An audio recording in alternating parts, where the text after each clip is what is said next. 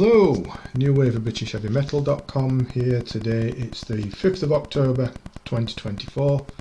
Little request if I can make that of you please, and that's if you wouldn't mind subscribing to the channel. That'd be a big help and appreciated if you would please. Today, Bob Catley and The Tower.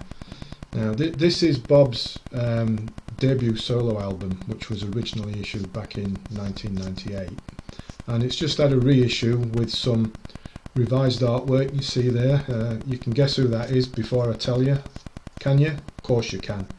Rodney Matthews. Anyway, we're all familiar with Bob, aren't we? Sang with Magnum for about 2,000 years. Hard Rain in between Magnum splitting and before they reformed again. And in that in-between period, he did begin his solo career, and as I've mentioned, The Tower was the first one of them. Everything here was written by Gary Hughes from 10. Gary's a bit of a self-confessed Magnum fan, and wrote the songs with Bob in mind. And they do really suit Bob's vocal style, being somewhere in this album being somewhere in between Magnum and 10. And indeed, I would say that The Tower could be thought of as a 10 album with Bob singing on it, as Hughes handles, as well as writing all the songs, Gary Hughes handles keyboards and bass. We've got Vinnie Burns on guitar, the always excellent Vinnie Burns, and Greg Morgan on drums, who were in 10 at the time. So Magnum 10, you get a crossover here. Now I've got to confess, I'm far from the biggest Magnum fan. That's a band that never really resonated with me. Don't know why, just don't like them that much. However, what drew me to buying The Tower was that when I noticed the reissue and saw that Gary Hughes had written all the songs, I'm a long time admirer of Gary's work, so I thought, what the hell, I'll take a chance on it, and I'm pleased I did.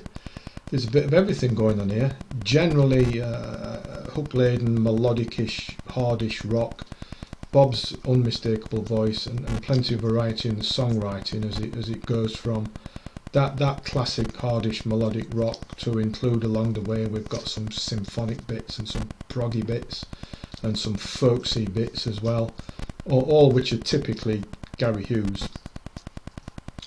For example, the opening two songs of Dreams followed by Screams, irresistibly pacey rockers, big hooks, choruses all over and choruses all over the place. Some typically stunning guitar work from Vinnie Burns. You know, I don't like the term earworms particularly. I think that's a little bit overused these days, but that's what Dreams and Screams are. You know, earworms. They'll burrow in and they'll stay there. Deep Winter, similarly catchy in its own way, being the sort of amped up, acoustically based, flowing, folkish type affair. Then Fire and Ice storms back with that punching melodic rock and the big choruses. Madrigal feels a little bit medieval at times. Steel, which is probably my favourite song on the album, was a nice, tasty, catchy chugfest. The title track is superb, as is Fear of the Dark, on which Bob has the slower paced, sensitive vocals throughout, and there's all sorts of symphonic, progressive, folky style stuff going on, and a general atmospheric feel to that song. I think it's really well written and really stunning in how it's been enacted. Oh, and there's a great solo from Vinnie towards the end of it as well. Overall, I'd say that The Tower is a classy album. It's grown on me with each listen. And you know, as I said, never been the biggest Magnum fan. That doesn't matter, because I think this album stands on its own. You know, you can't think Magnum, you can't think 10. It's Bob Catley, and I really do like it. And for all you Magnum fans out there, there are 3 live tracks on here from the Gods in 1998, in which Bob belts out 3 classic Magnum songs.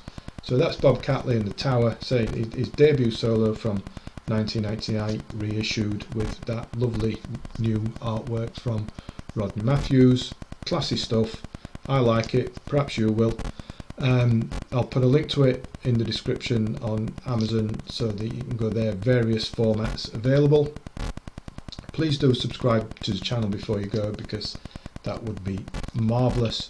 And as always, thanks for watching, thanks for listening, and take care.